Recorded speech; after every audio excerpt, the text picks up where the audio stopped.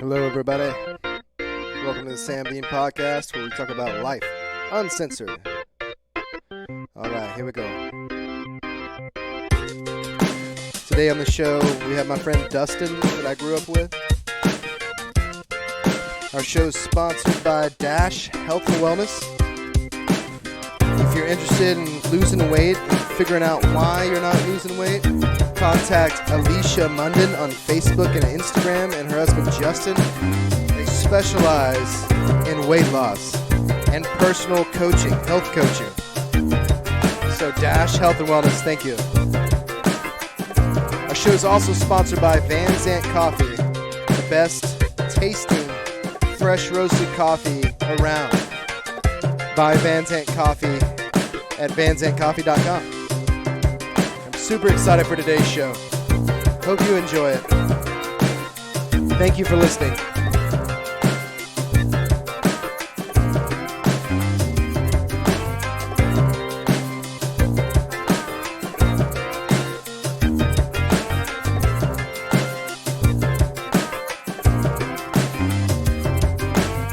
All right.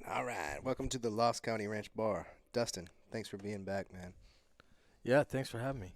Yeah, I know this is obviously your first time on the podcast, but we grew up together in Canton, and we've been good friends for the last 20 years probably, somewhere in there. Yeah, right about. And came back in, flew back in for the holidays, and you've been getting the ranch tour for the last 4 hours, and now we were in the bar, we're kind of winding down. We thought we'd record a podcast and talk about a lot of different things. So thanks for being here. You look great. Thanks for coming down and spending time with us. Man, thanks for having me. Awesome spot. Love the land. Love the hunting blinds. Love the Lost Coyote Bar. Some great brisket today. ENS Barbecue. Give them a shout out on Highway 19. And what's the road? 24. Is it 1256? 1256, Farmer Market Road, 1256. The road that goes to Purtis Creek State Park. ENS Barbecue is probably the best barbecue around here. Yeah. Hands down.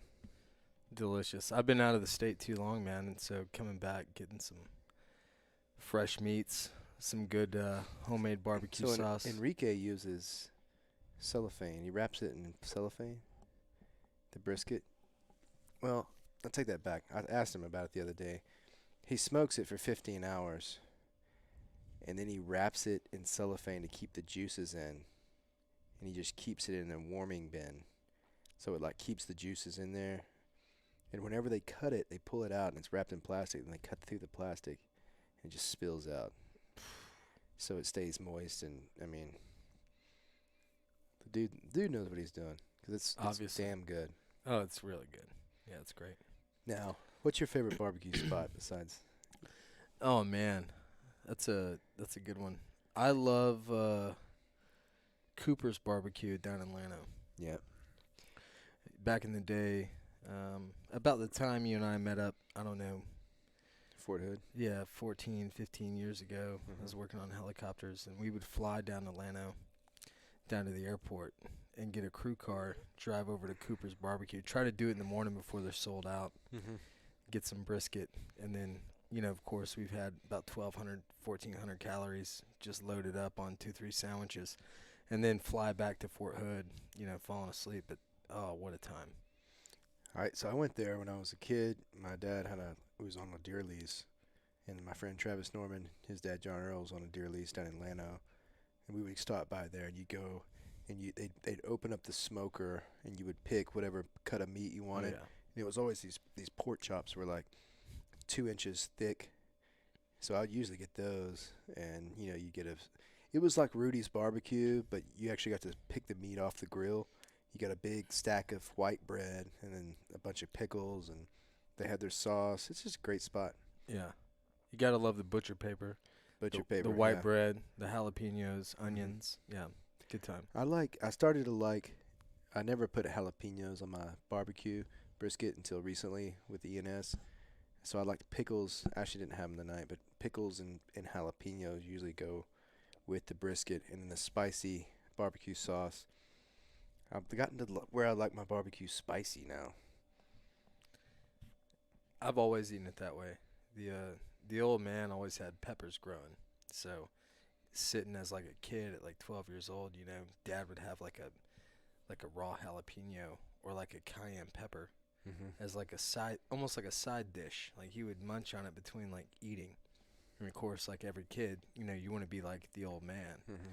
So you're like 10, 12. You're like, let me get one of those. You know? Did you see that as like a manly thing? Yeah, of Like, course. Like, oh, I can handle it. yeah. Yeah. Did he? Were they cut and they fresh, or was there any type of cooking beforehand on No, these like peppers? pull it off the plant. Damn, that's a Yeah. hot. So I'm 12. I'm eating a pork chop. Mom Yeah. just made it, crunching on a cayenne. Like, Good gosh. yeah. So spicy has always run in the family. Luckily no ulcers at my Yeah. prepubescent age, but Well, what about the next morning?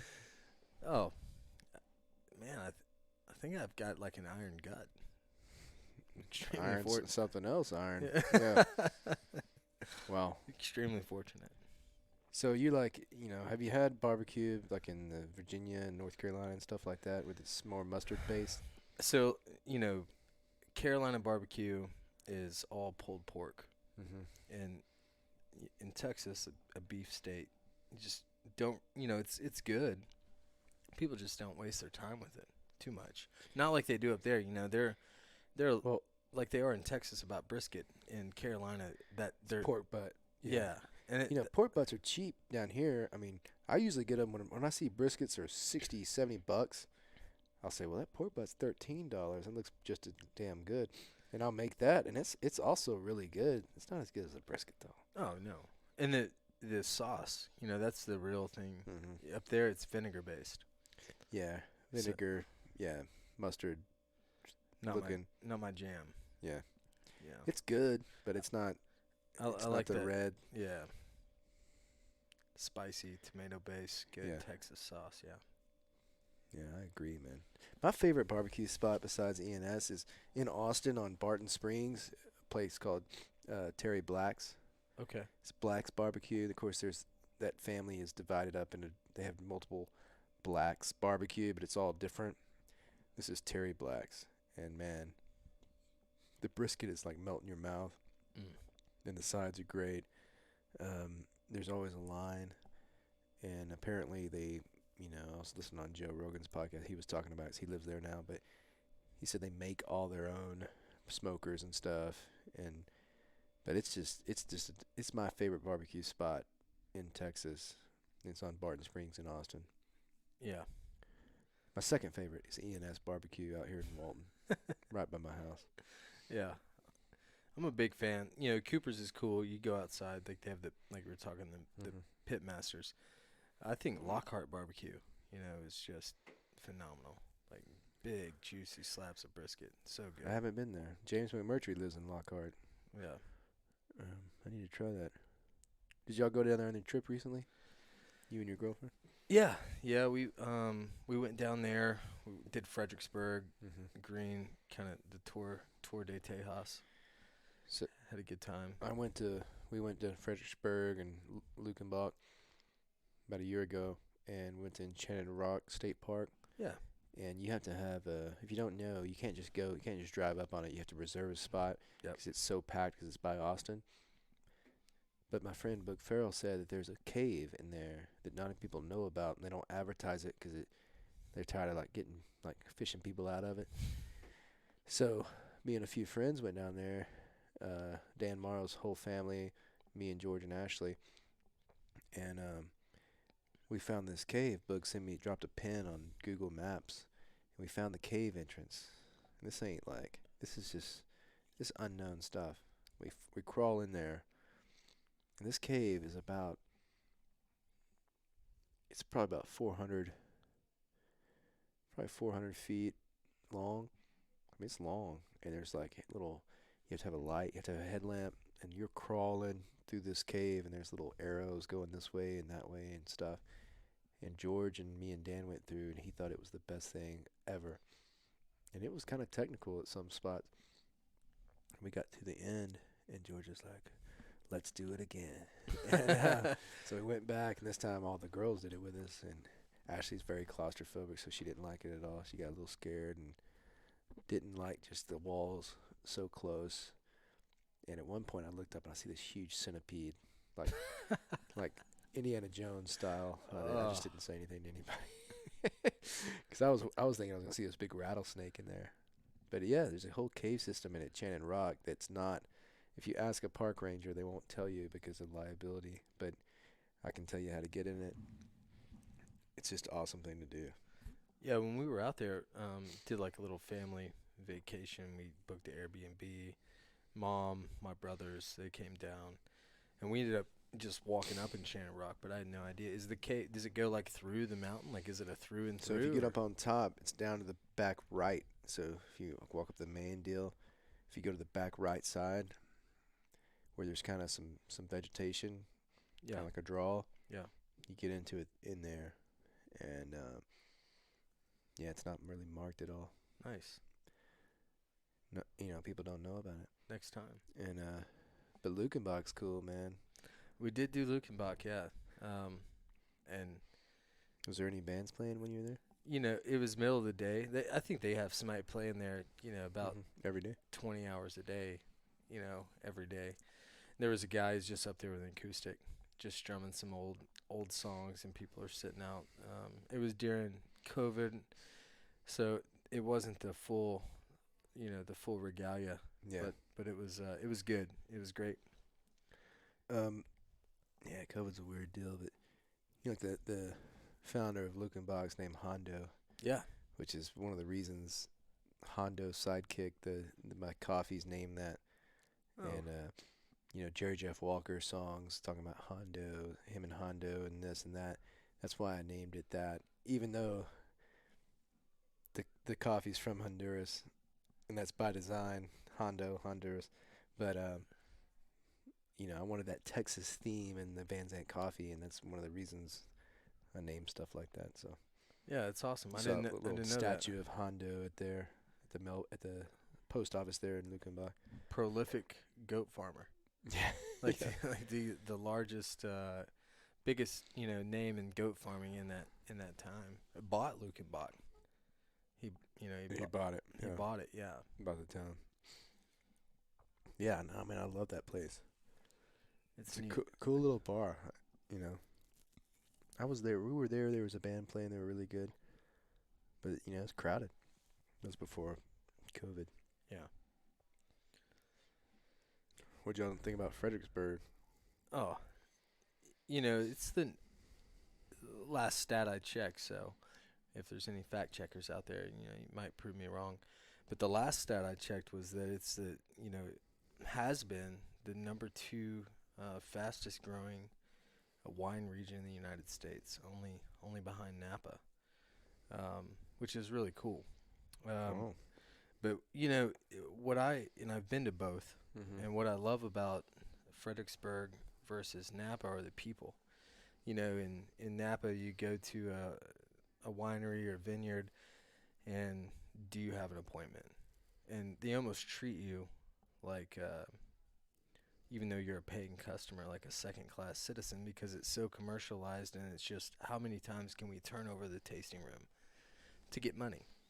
Whereas in Fredericksburg, you have Texas people, hill country people, invite you in, and it feels more like, kind of like coming to the Lost Coyote Ranch, like, welcome to my home. I hope that you enjoy it as much as I do. And that's what I love about going down there. So Napa, they treat you like shit. in Fredericksburg, they treat you like family. Yeah, and that's a good advertisement. This was during COVID as well, and TABC is trying to shut down people's ability to kind of during that time. It was 2 months in. COVID happened kind of in March or whatever. This was in May or June, or no, I think it was 4th of July. It was right around 4th of July. So TABC is really cracking down regulations. They're taking licenses and things. And so this one guy was like, "Hey, you can't enjoy the wine on the property, but you can, or here at the tasting room, but you can enjoy it on the property. We loaded up in his Polaris Ranger with a couple bottles of wine. He had picnic tables down by this creek, beautiful, picturesque hill country view, and he just set us up. Here's my cell phone, my Bluetooth speaker. You guys play music, enjoy yourself. You know, that would never happen in California. And Dude, it's just, that's great. yeah, it was great. It was a great trip, man. Great trip. Awesome. What's your favorite wine? I love a good Bordeaux, honestly. That's how for the peasants out there. Tell us what a Bordeaux is. Well, it's a French wine. French wines are named for the region which they're grown, and so the Bordeaux region of France, it could be, it's always a blend of whatever grapes grow best in that soil. And I prefer a Bordeaux. I think the French have done it the longest. They've got it down the best. And I got to go visit there and just really fell in love with the place. You know, and the people there, although it was France, were much like the people in Texas. You made an appointment because they were giving you their undivided attention. And, you know, welcome to our home. Welcome to our vineyard. We hope that you enjoy the wine. If you buy a bottle, great.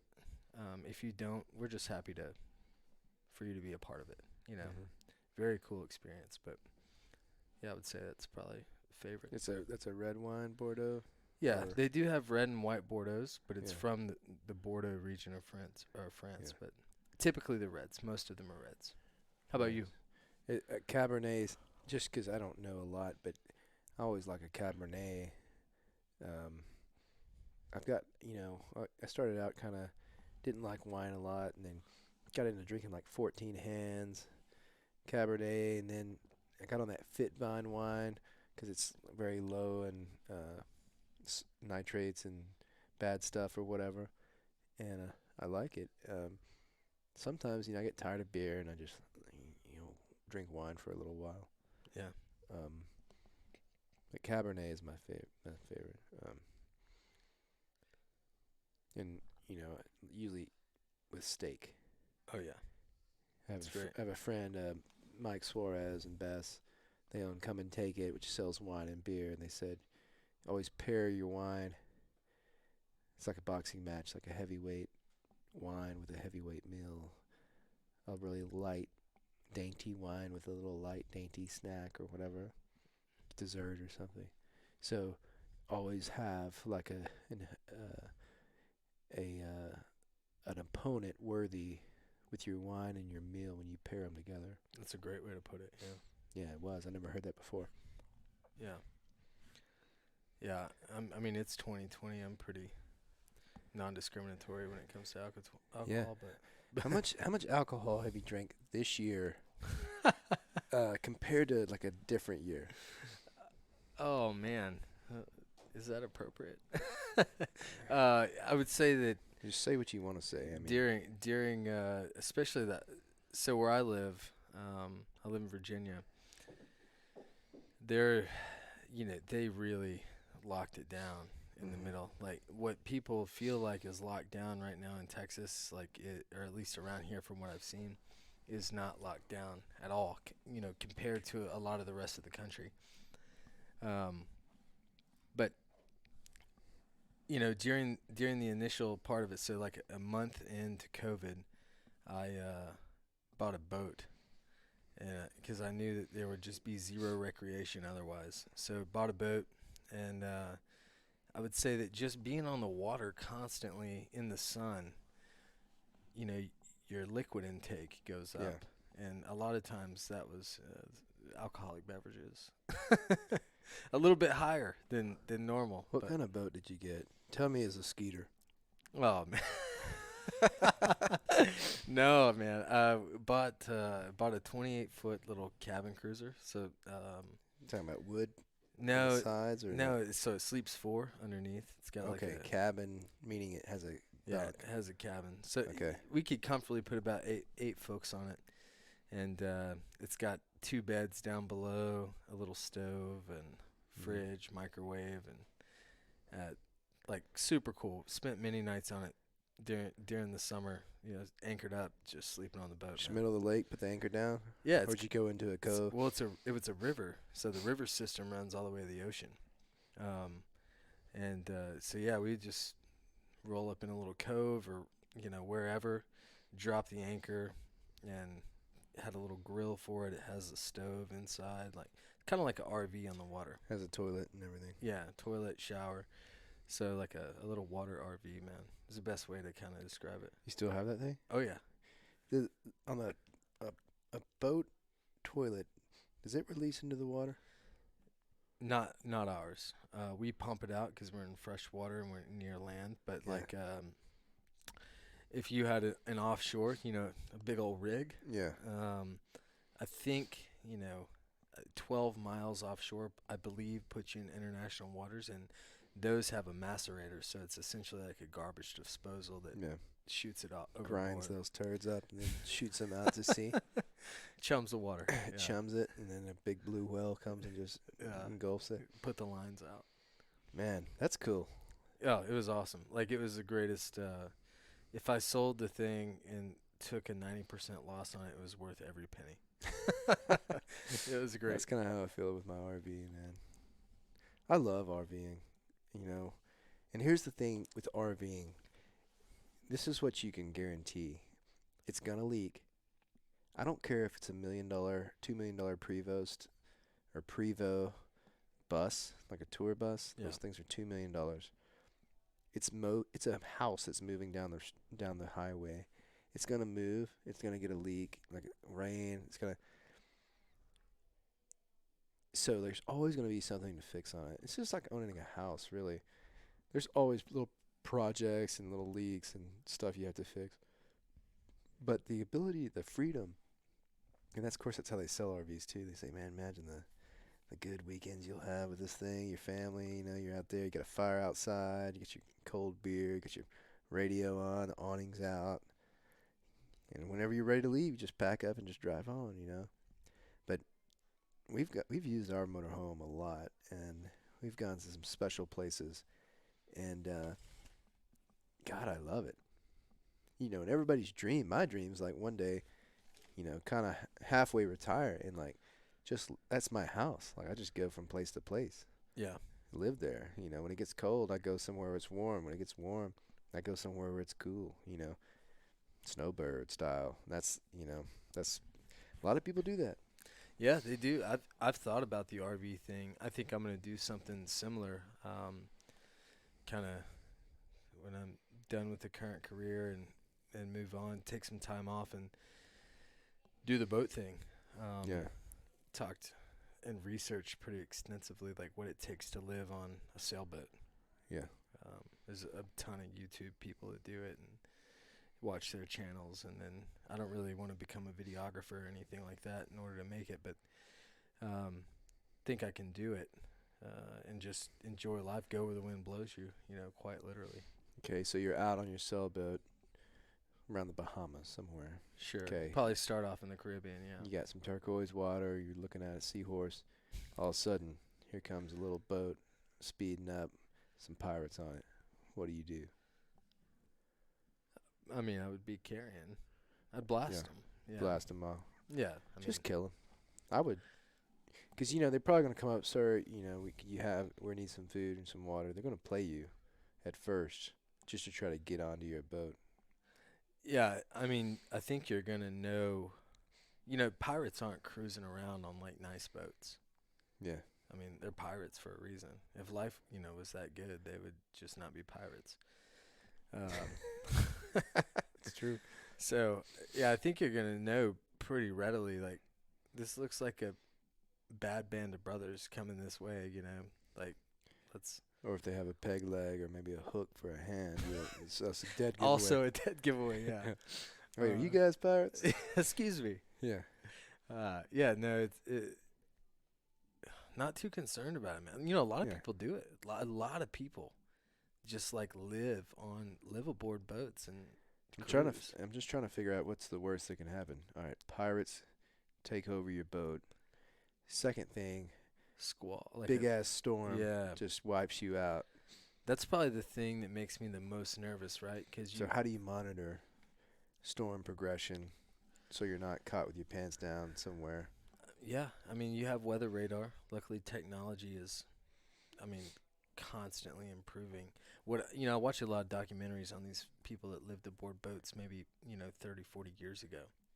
Pre-internet, man. People Yeah. were doing this way back, Yeah. and navigating from the stars. I mean, we have so much technology. Uh, the thing is that a sailboat just doesn't move fast. Mm-hmm. So, but the ocean has pretty seasonal weather patterns, which is a plus. You can be a little bit predictive in it. But they won't. You can't get boat insurance in the Caribbean during hurricane season unless you're below 14.5 degrees latitude. So everyone sails south below 14.5 degrees latitude outside the hurricane track, and it's called the hurricane hole. A lot of people. So Grenada sits at 14 degrees latitude. So people go and they just drop anchor and hole up during hurricane season in Grenada. Aruba, Bonaire, Curacao, all like off the coast of Venezuela. All those places are outside the hurricane track. So you can maintain your boat insurance, stay out of the storm path, whatever. Wow. Is Grenada nice? Yeah, Aruba, at least the obviously. YouTube stuff that I've Yeah. watched, it seems cool, man. They're having a good time. A lot of boats down there, people from all over the world, just riding it out. That's so interesting. As opposed to just hanging out here, ranching. Well, so I actually have a boat chartered to go and give this whole thing a shot end of January.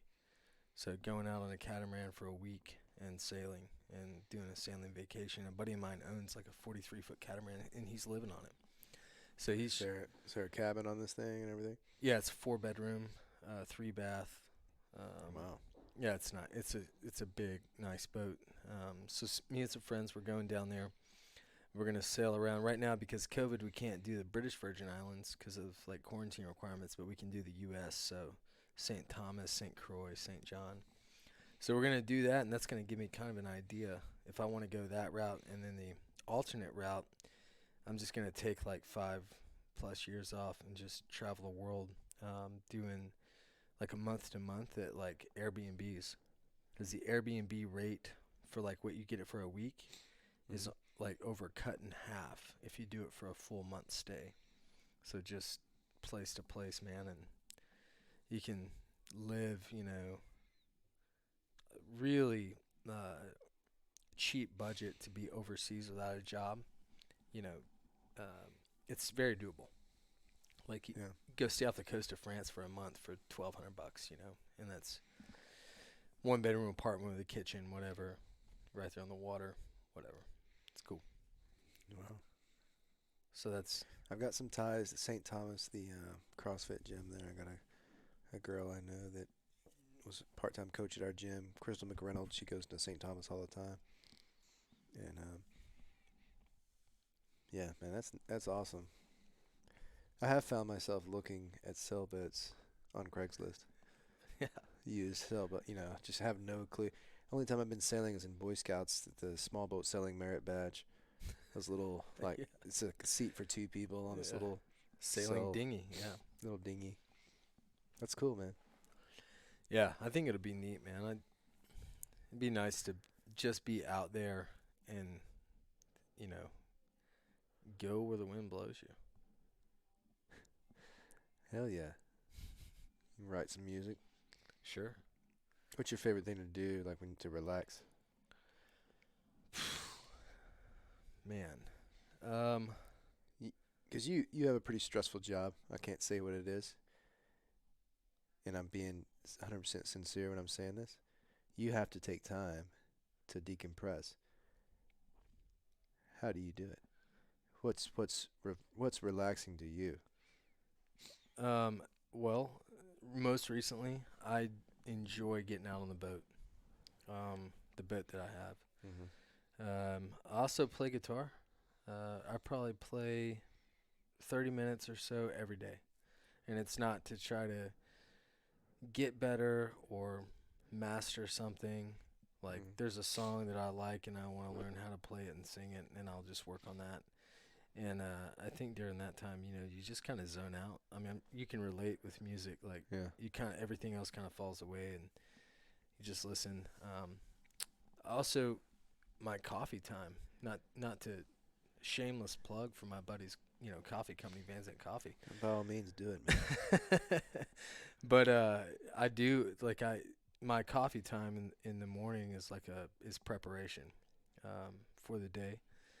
I usually have a cup of Hondo and look at the stock market, read any big news with anything that I have or I'm looking at. I might turn on like a podcast or audiobook, listen for a little bit, and it's my personal kind of quiet time in the morning. Or if the lady's awake, which a lot of times she's awake, then that's our time to kind of catch up and talk about just what's going on and spend some time in the morning.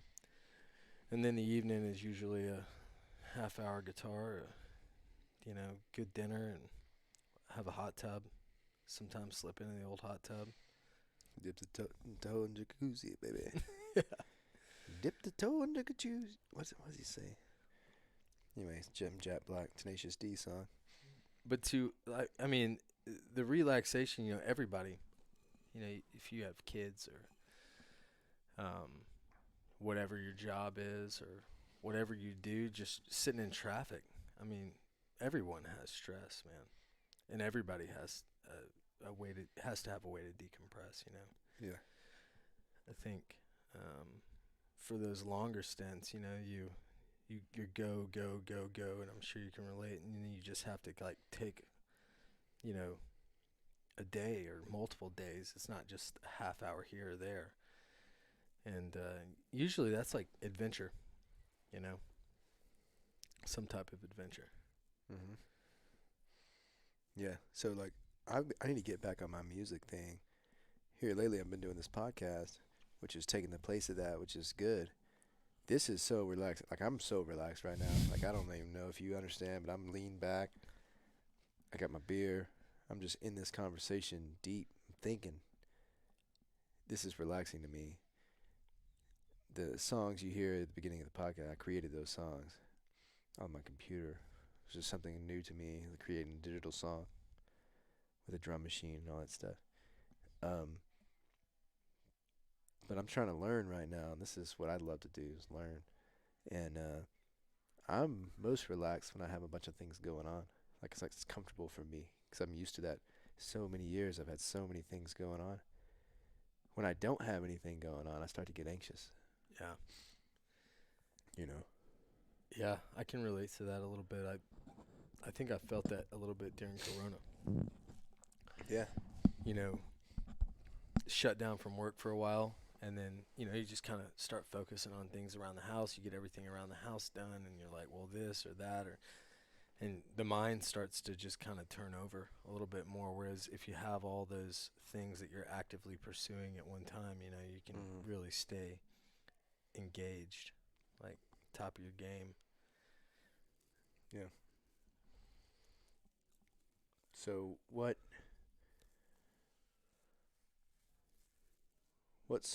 your song right now? You say you talk about, learn a song. What's the last song that you've learned on the guitar that you like to play right now? Oh, man. I'd say right now, Coulter Wall, Kate McCannon. It's a murder ballad by a guy from Canada. He sings a bunch of kind of storytelling, Old West songs. What's the song about? It's about a girl, a guy. They meet, fall in love. They're obviously from the holler. He met her through her dad in the mine. He worked in the mine. West Virginia? Or? Yeah, West Virginia, Kentucky, somewhere like that, One of the lines in the song, the prettiest girl in the whole damn holler, that ain't no lie, And then he comes home from the mine. He had saved up his money to buy her a ring and everything. He comes home from the mine. She wasn't there. So he went down to the holler where they met Mm-hmm. and found her there with someone else. And the song ends with just a few words, and it's I put 3 rounds into Kate McCannon. The song ends, but it's a great song. He's got just a really good voice, man. I like Coulter Wall a lot. Before that, it was definitely like Tyler Childers when we were up in Vail. Mm-hmm. You know, before kind of people only really knew the Feathered Indian song. No one really knew many of his other songs, and that cover guy was playing all his songs when we were up there. Mm-hmm. That the time that we also spent like 3 hours hanging out with Steve Ranzizi. Yeah. Yeah. Yeah. Yeah, I'd forgotten about that, but that was fun. Yeah. And Ari Shafir Yeah. Yeah. and his girlfriend. Yeah. Um, Remember we went skiing? It was a blizzard. It was whiteout conditions. yeah. Our face was covered. I remember because you refused to buy goggles. You had sunglasses on the whole time. I refused to buy goggles. I mean, if you buy ski goggles, you only go skiing once every couple of years. Yeah. Like, what am I going to use those goggles for? Yeah. Plus, my face is so like stone, man. You can't even hurt this thing. You can't hurt this face. That was that was one of the top. I've been fortunate enough to ski all over the country and in other countries, and that was one of my top 3 ski trips. Definitely mine. I mean, for sure. We were in 12, 18 inches of fresh powder in the back Yeah. bowls in Vail, just running through that dry, cushy powder, man. And me and you together, not to sound weird, but we're no fear. You know, we're not. We don't have kids there. We don't have like wives or girlfriends there. So we're just going full send off these things. Sending it. Like we're professional skiers, which we had really no business doing that. But yeah, we just no regard for safety or anything. Like we were going for the max experience. So that was probably one of my favorite. I had another experience like that in Big Sky. But the fresh powder, I've never experienced anything like that in my life. And then just going on these uncharted things and just going off very challenging ski runs. Yeah. It was exhilarating. Those back bowls, man. It's a choose your own ending DVD, you know. Yeah. The normal person would have had a 2 blown Achilles, you know, like a blown like meniscus, you know, like ACL laying there beside you. But no, we did it, and I drank a lot of Stella. We did. Out of those, the gold in those, cups. in those gold pimp Stella glasses. The pimp cups, yeah. Oh, that was a good time, man. And the old and then that bar that was near the condo or whatever, the Grateful Dead bar. Yep. Man, what a good time. That was fun. Yeah, we just walked. We walked a lot of places. Yeah. It was totally by happenstance too, because I happened to be there for work, and I was like, Mhm. what friend do I have that I could be like, hey, you want to fly to Denver in 2 days, you know? And you're like, I'm in. Yeah. Yeah. Yeah. No, it was good. I'm glad I did. What's your favorite adventure besides what you do for a living? But we can't get into that. No, man. So I'll start by saying I think adventure is necessary. At least, not to speak for everyone. I definitely can't speak for women. One, I'm not one, and two, I didn't grow up with sisters. But I think for men, especially men, that like us, adventure is necessary. Like you have to have it. There's something that drives you. It's inside you. And if you don't go out and find it in one way, then you will compensate and you will find it in another way that's probably less healthy, Mm-hmm. I think most people that have either like a drug or alcohol problem or infidelity problem or whatever, they're seeking adventure, Mm-hmm. And I definitely know that I have to tame that beast, but I love being on the water, whether it's my boat, kayak, Mm-hmm. canoe, a tube. I love backpacking. Recently, I got a taste for like outdoor rock climbing with a friend, and we went out and outside boulder, and we climbed like a 700-foot, face, and rappelled off the backside. And, Cool. just something to. I like skydiving. Yeah. Scuba diving. I was super fortunate. My mom is like she has kind of a crazy story, but she kind of sparked that. She grew up in the country and then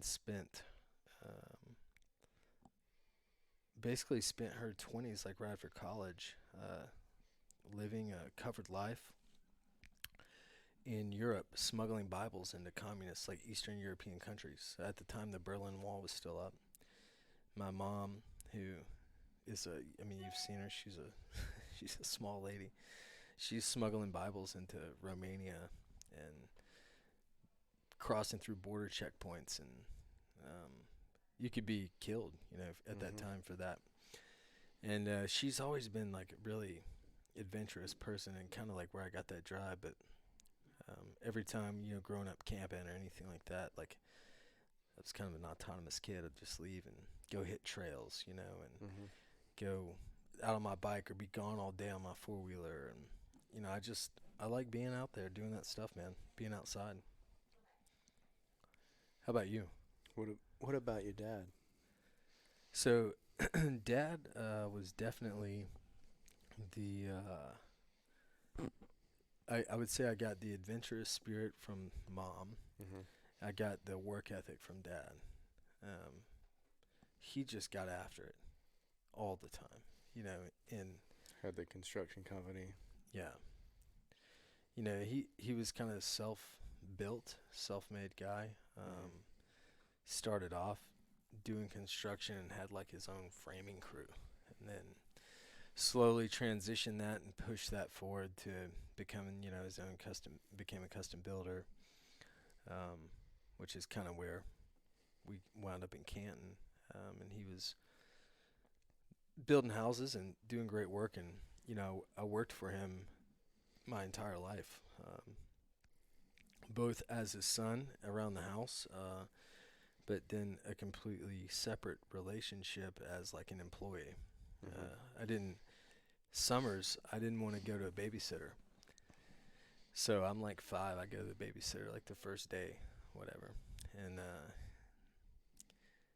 he comes back from work, he picks me up, and it's like, hey, I don't want to do that anymore. I'm going to work with you. It's like, man, you can't come to work. I work on a construction site. It's Texas heat. It's 110. Like, no. I was like, well, I was outside all day today. Yeah. I'll come to work. So I go to work with him, and, man, I remember, you think about the construction crew, like a rough and tumble kind of group of folks. Yeah. And I go to work for him. And I always was fascinated with airplanes. So I start taking scraps, and he gave me a little nail pouch and a hammer. And I start building these airplanes out of scrap wood for him to sit on at lunch and have his lunch. And so my dad's sitting on a concrete slab. The frame is up around him. He's sitting on this wooden airplane with wings. And I'm like, Dad, your lunchbox goes here, your thermos goes here. He's sitting there. And, he's just talking about the craftsmanship of it. Man, I love the way you did the wings on this one. And he'd get a new airplane every day. So after like 3 years of building airplanes, I'm like, hey, what do you, like, I'd watched every Friday, my dad would do the timesheets, make a check out to all his employees. So I'm like, how do I get one of those? He's like, one of what? I'm like, one of those checks. He goes, well, those are for people that help build the house. You build airplanes. I don't get paid to build airplanes, get paid to build a house. I was like, well, let me build a house then. He goes, all right. That was Friday. He goes, on Monday, I'll give you a job interview. I'm 8 years old at this time. So I'd spent 3 summers of building airplanes. He's like, you tell me what you can do to help build a house, and I'll give you a job. So Monday rolls around, and he waits for me to come to him, obviously. And I'm like, hey, Dad, I figured it out. Like, I know what I can do. He's like, all right, what are your skills, Like, well, I've been hammering these nails for 3 summers. So I'll build all the walls. hammer and nails. I'll build all the walls. He's like, well, buddy, these guys are a lot faster. They use nail guns, and you're not big enough to use a nail gun. So I, like, head down. I'm like, I guess I got to go figure this out. What else can I do? He says, but there is something else you're good at. You're good at finding all this scrap wood. He goes, you find all the best scraps. I'm like, yeah, I do, sure. And so he said, well, how about you just start picking up the scraps and make a pile on every side of the house for me. Keep everything clean, and over here by my sawhorses, keep that cleaned up. And I'll pay you to do that. I go, okay, awesome. He goes, all right, you got a job. He goes, you're not even going to ask me how much you get paid. I was like, well, how much do I get paid? He goes, I'll pay you $1 an hour. Okay. So Friday comes around. He does all the timesheets. I'm 8 years old. And he calls me over. He's like, hey, Dustin, come here. And he calls me over, and he goes, here's your check for 40 hours of work. And, he could have pulled $40 out of his pocket and then, explain math to me. $1 an hour, 40 hours work, $40. But he knew that the check meant something, so he wrote me a company check. And so that Friday, I stood in line with my dad behind 10 construction workers all cashing their checks at his bank with my $40 check. They all go out to the truck. It's beer 30 for them. They're trying to get. They've got an 18-pack of Bud Ice ready to get on. And, just ripping cigs. Yeah, they're just standing around the truck ripping on some Winstons. And so my dad, we get up to the teller, and she's like, can I help you? I'm an 8-year-old kid. White T-shirt on, probably filthy, some jean shorts, Yeah. And she's like, what can we help you with? I was like, well, buddy, do you want to cash it? You want to save it? Or do a little of both? And I was like, half and half. It's like, well, I guess we need to talk to an account manager and open up a checking and savings. So at 8 years old, I went and opened up my first checking savings, and I got $20 in cash. 20 or $10 in checking, $10 in savings at 8. So then I worked for my dad till summer after my senior year, and among a bunch of other jobs that I did for farmers and stuff. But I'd like to think my dad was brilliant in that moment, and he was like teaching a lesson. But I think he was just doing life. I don't know if he knew the impact it would have, So then up to 18, I worked for him, and, I was like the only 17-year-old kid making, $23 an hour, in 2003, framing houses, because I had, at that time, almost 10 years experience, But a very cool life lesson. Taught you, where a dollar comes from. You still have those same checking and savings accounts? No, I closed out the First National Bank of Texas. I had to go with something that was a little more nationwide. When you're a framer in a house, it's so important that you measure everything the same exact way every time. And everybody on the crew measures the same way. And what I mean by that is you have a board 2x4, and you want to make it 10 foot tall. Where you line up the line when you're measuring with a tape measure or whatever you're measuring with, where do you draw the line with the pencil? On this side of the line, or that side of the line, or right directly down the line? Where do you cut it with the saw? Yeah. Like, all these things are very important, because by the time you get finished with a house, you could be off a foot. Yeah. There's so much attention to detail in framing. What's your method? Man, so like the mark that you make, like the little arrowhead, it's called like a crow's foot, and you go to whatever the specific measurement is, make the crow's foot, and the tip of that crow's foot is that line, and then usually cut right down the line. You don't leave the line on either side. Your saw blade erases the line. And then I would say, like, in the building of a house, probably one of the most crucial parts, the walls go up, and then before you put your ceiling joists up, you level everything. And you put bracing in to hold everything in square. And if that,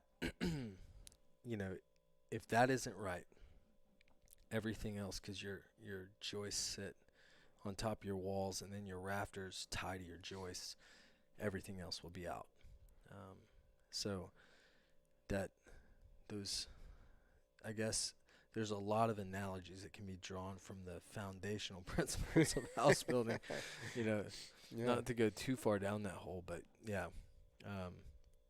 it is important, man.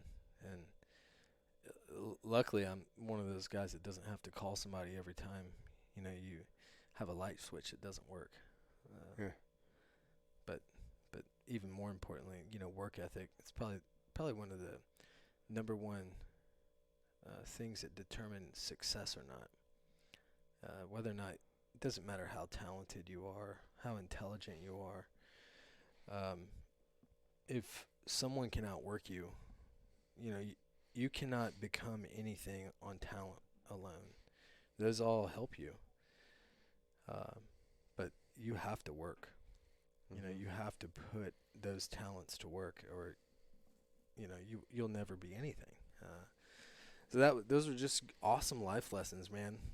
Learn from, Kenny and the Bud Ice Boys. I don't know the last time. I don't know if I've ever had a Bud Ice. I've always seen them. They always had cool cans, like really redneck cans. So George just handed me $20 bill. Murphy's barking. He said he wants 800 Robux. Hold on. So he handed me $20. He wants me to buy him some Robux for the game Roblox. I'm just curious how George got that 20. That's probably Christmas money. Is that Christmas money, George? Oh, nice. Okay. That might have won it at the rodeo. Busted Bronx. Yeah. He's just punching cows. All right, buddy. That's it. You're all set. Thanks. Your dad passed away a couple of years ago. How many years has it been? It was, I guess it's been 2.5 years. Yeah.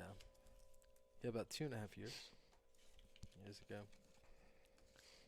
I went to the funeral, and you gave a really good eulogy, and your dad's tough, man. I know it was tough for you. Probably one of the hardest things you ever done. I think a lot of people, I haven't really, you don't go around, what'd you think of the eulogy? Yeah. But definitely, I would say in my life there's been several things that a person can be proud to do. Like, I've been fortunate to have several moments in, life and career and family that I'm very proud of that thing. But I don't think that I've ever been more proud to do anything in my life than to tell about 250, 300 people that I think were at the funeral about my dad, Mm-hmm.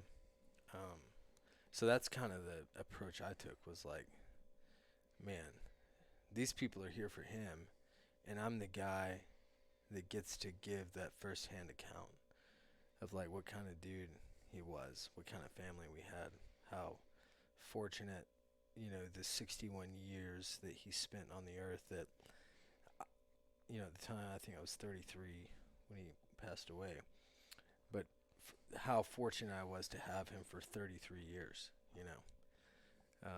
So that's kind of the approach I took, and that, I think, took a lot of the pain away from it. Like, I'm the guy that gets to do this. How lucky am I? Yeah. That's good. I gave a eulogy at Shane Hudson's funeral. Did you? My best friend that passed away. Yeah. One of my best friends from high school. You know him. Yeah, funerals are tough, man. Obviously. So what kind of leaders? I mean, you're in the service, maybe. What did he teach you about leadership on the job site? So one big thing I would say I took away from him was separating work and home, which kind of difficult to do. That he's my dad. Mm-hmm. You know, I called him dad at work, but I could do something wrong on a job site, and at 6 o'clock at night, when the whole family, as we did, at least 5 nights a week, sat down around the dinner table and had dinner together, that my mom cooked in the house. That was never a topic of conversation. Mm-hmm. We never ever rehashed anything that happened at work at the table. So I think that was a big takeaway. When we were at work, we had a work relationship, and at home he was dad and I was son. Mm-hmm. But a ton of other, growing up here, like in a rural community, there's so many leadership lessons learned every day. Like, I worked for a long time. I worked in agriculture as well, like farming watermelons and hay and peas, tomatoes, onions. I worked for the Knolls. And I'll never forget, we went out to go pull like 80 acres of watermelons outside Tyler. And it was like a 2-week job. I was staying in like a hotel with Bobby Knowles. And he went and recruited some like kind of cut rate labor from downtown Dallas near the farmer's market. Yeah. He's like, I'll put you up and pay you. Okay. And here I am. I was 14, 15 years old. We go out to the watermelon field, and he taught me, you drive the tractor down this road, you pull the watermelons, put them here, they go in the trailer, you drive the trailer up to the semi, load it in the semi. You do that 5 times, that loads 1 semi. We need to load 2 a day. So we did it for a day, and he drove the tractor, and I'm pitching melons all day, for about $7.50 an hour. Which, another thing, I think that, having a strong lumbar has really benefited me in life. I don't have back problems, I think, because of those watermelon days, but digress. So these guys, the day 2, it's a 2-week job. Day 2, he's like, hey, I've got things to do, I was like, okay, so I'm looking around, and literally the majority of the people that are employed at this point are temporary homeless people, labor. Yeah. And he's like, you just run the tractor and keep these boys in line. I am every bit of, 108 pounds, 15 years old, and here I am surrounded by a bunch of homeless dudes, And so what do you do? How do you get these people to work for you that are working hourly, to work for a 15-year-old and get the job done in an appropriate amount of time when the boss isn't there? How do you do that? So I was like, man, I bet none of these guys have ever got their turn on the tractor. One of the leadership lessons is everybody gets a turn on the tractor. So I bring them in. I was like, hey, here's the deal. These dudes have probably been up spending their cash from the day before on Bud Ices and hookers or whatever down at the Cut Rate Motel.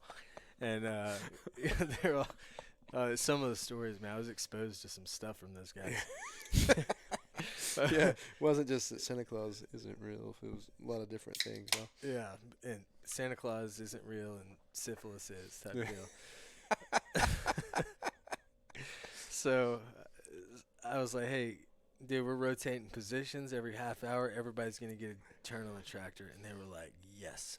Heck yeah, dude. All day, son. Let's get it. Yeah. And, we loaded it up, and we did that for the next 13 days. We loaded 100,000 pounds a day, me and like 12, 13 homeless dudes. He had work. He had something to do every day. I think he was buying stuff at pawn shops, probably. Yeah, just perusing, like, yeah, it's getting done. So So that was Wasn't his first time. yeah, man. It was good. I was happy to get that opportunity, and now 20 years later, you look back on it and you realize a lot of the way that you view the world and leadership, it comes from those really early experiences. So, yeah, thankful for it. That's funny. That's a good story, man. Yeah. So I worked, a bunch of my first real job for somebody else. Of course, I picked up trash from my dad at the Free State Storage, cleaned out storage buildings. But I worked for David and Donna Harmon down at First Monday from a young age, like junior high, younger than junior high. And my first job, I sold Wigglewood dinosaurs, which is a dinosaur toy that moved. And I was a kid, and I'd pull them through the arbors. And you see these big arbors down there? We were right in the breezeway of the arbor. We had a little kiosk. I guarantee I sold 100,000 freaking Wigglewood dinosaurs. And I came up with a whole sales pitch. How it moved, how they were sturdy. They were well made. Like I would stand on top of them. Say, see, you can't break them. This whole thing. And they also sold, as seen on TV, stuff like one was called like a little sandwich maker. It was a piece of round plastic that you use the bottom of it to cut out a piece of bread. You put the round piece of bread on top. You put some goober, which is like half peanut butter, half jelly, in top, and you fold it over. It had a little flap. You fold it over, and it made like this little pouch, little sandwich. And I did that, and I would and it was just like a state fair type thing, almost like you would have almost like a microphone on, but we didn't have microphones, but I would make those sandwiches, and then he had a friend named Rod that had just a straight toy store. He put me off on him at one point, and I worked for Rod, and he had like water weenies and like toys that would swim in these pools and stuff. But I learned how to make change there. I learned how to sell stuff. Yeah. And it really helped me from then on. And then I really shined on Sundays when we would have to break everything down. I'd help load the trailer and everything, and we would stay late. And on Saturday night, every Saturday night out at their ranch, they had a ranch out on 2909 by the Bridge Farmer's house. They'd have a party out there. They had a big Christmas party, and so I had to go out there and get to hang out with like the workers, And I'm young, man. I'm 12 or whatever, but I was hanging out with all my coworkers. So I had like a real job, Yeah. growing up. And then there's one point where my brother started parking cars, and we have an RV park still, Dean RV Park there by the Civic Center. And he started parking cars there for First Monday, and then I started parking cars with my brother, and we did that up until he went to college, and then eventually I went to college, and now we're doing that till this day. So every First Monday, I'm down there parking cars with Luke, me and my brother. Yeah. We still do that. And then in the summertime, so I'd work for Henry Lewis. Todd Harrell and I had a hay hauling crew, and we hauled all of his square bells for 50 cents a bell.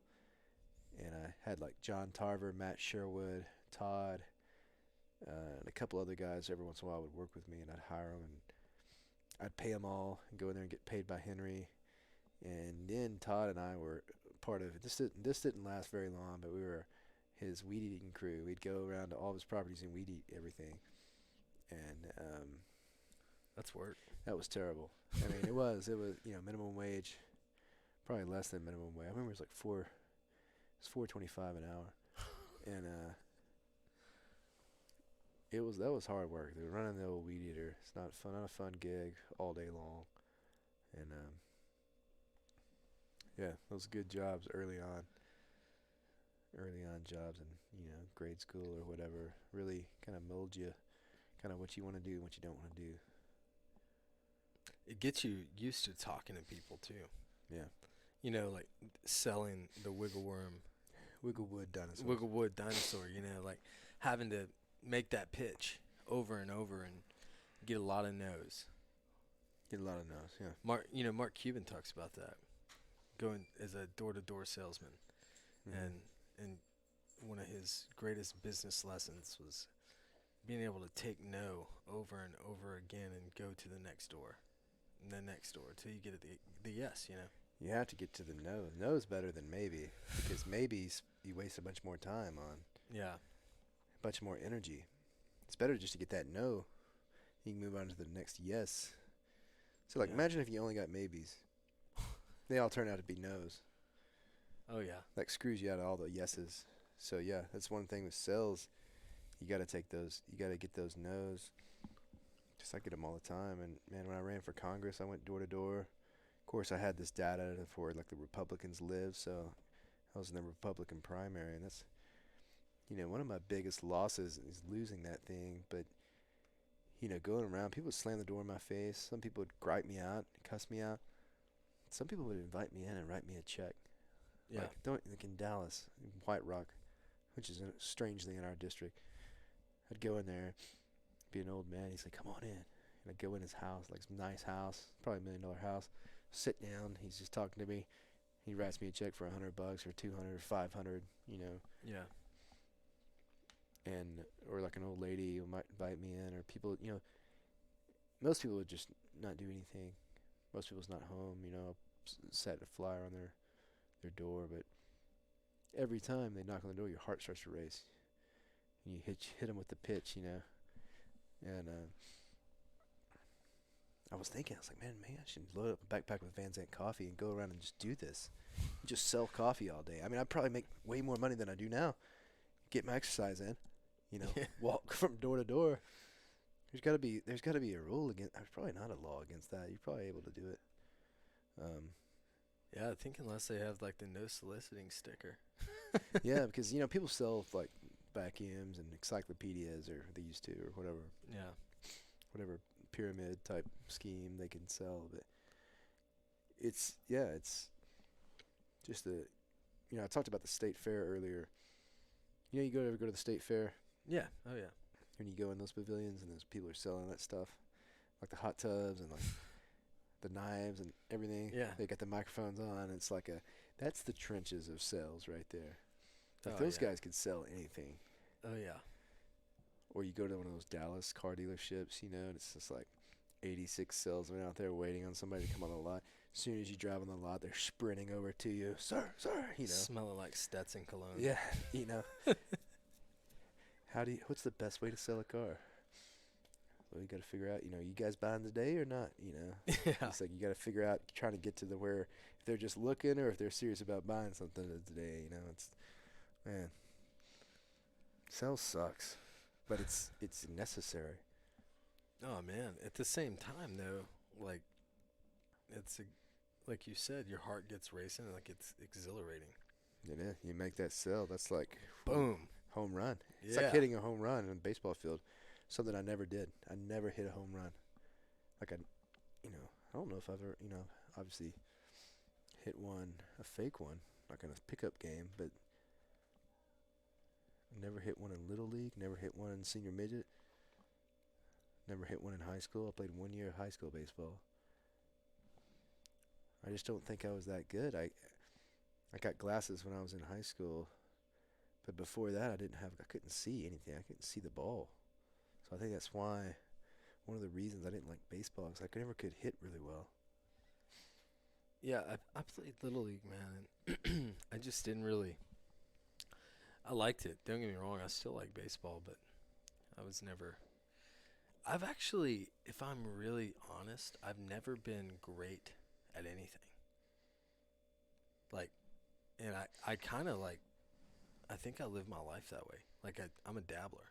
Mm-hmm. Like I'm decent enough that I can go out with anybody at anything they do and not be concerned like that I'm going to embarrass myself. Mm-hmm. And a lot of people, they kind of devote their life to like one thing, Yeah. like I want to be world class at running, or I want to be a world class chef, or whatever, you name it. And that's like their thing. Mm-hmm. I think I want to be world class at experiences, like if that makes sense. No, man, I get it. Like I can't. any one thing is too boring to me. Like I gotta dabble. I gotta Yeah. do it all. Yeah, it's that for those people. Maybe it's that one thing is so appetizing, so appealing. That's all they want to do is that one thing. Yeah, and I mean I admire it. Yeah. You know, because obviously Specialized. not every day is fun of becoming great at that thing. Mm-hmm. And maybe that's it. Maybe I'm just a little lazy and I don't care about being great at it. I just want to like enjoy it. I don't. Yeah. Well, there's a point in snow skiing where it's terror because you don't know, you fall down every second. There's a point to where you can go ski blues with ease. You can ski every once in a while ski a black diamond, and that's when it becomes enjoyable. When there's literally you can take any route down the mountain that you want. Yeah. And no, hey, it'll be fine. It'll be okay. Yeah. But up until there's some terror, Yeah, it's true. Yeah. right? Oh shit, this is not a green. It's a blue. Oh my god, I'm gonna break my leg. Yeah. And then it's black. Oh no, I can't never do it black time. So like you're just good enough skier, so you can go down any run you want to go on and have a good time. Yeah. So that might be where you're at. It's like, okay, I can do all these different things, and I want to do these things to where they're enjoyable. I want to take the terror out of them. Yeah.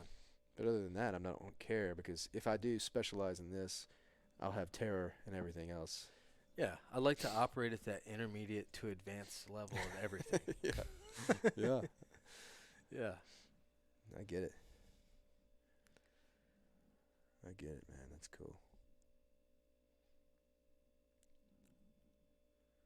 So, since you've been home, what's the best time you've had since you've been home for Christmas? Well, I was just in Breckenridge for a week. I took a week up there and went skiing and hanging out and did some ice fishing. I've never been ice fishing. I haven't. Oh, it was cool, man. George would love it. It's like a totally different experience, you know. But we caught some salmon, some trout, cooked them up that night. It was great. But I think being back, you know, in Canton, the best is probably I come here to see family, you know. Like I do love this town. It has such a really sentimental meaning to me because I grew up here and I love what it stands for. I love the people here. Mm-hmm. But I come back to see family. So I was last night over at my brother's house. He had like a fire. He's got like a little piece of property out there. He just built a house. And we just hung out around the fire and listened to music and had a couple cold ones. And that's probably the best time.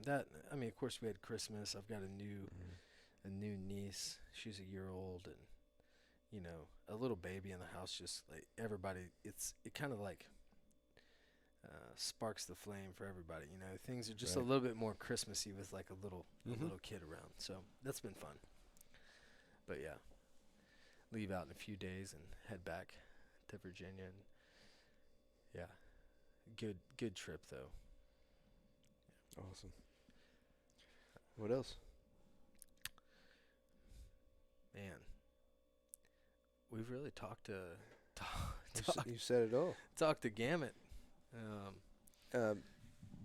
I just want to thank you, man, just for being a good friend. Always, anytime you're coming down, you send me a message. Hey, I'm coming down. Can we hang out? You know, it's always really relaxing to me, and I really respect you totally.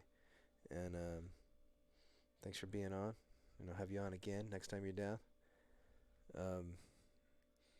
Yeah, thank you. Yeah, man. Thanks for having me. And you know, every time I come to town, you know how friends that you knew in high school or whatever, like everyone grows at different speeds, and it's always just a breath of fresh air to get to hang out with you, get to hear what's new in your life, get to experience it a little bit, hang out at the Lost Coyote or you know your last house or the place before that, and come to the gym. And I appreciate you always opening up the gym to veterans and allowing me to work out with you and learn from you. And No, it's great, man. Super, super grateful for the friendship. So thank you. All right. Well, thanks, Dustin. All right. Thanks for listening, guys. Enjoyed this show. Once again, sponsored by Dash Health and Wellness, Alicia Munnan, Justin Munnan. They specialize in weight loss training and coaching, and they're online. Find them on Instagram and Facebook, Alicia Mundan. Also sponsored by Van Zandt Coffee. You guys have a good night, and we'll see you later. Bye-bye.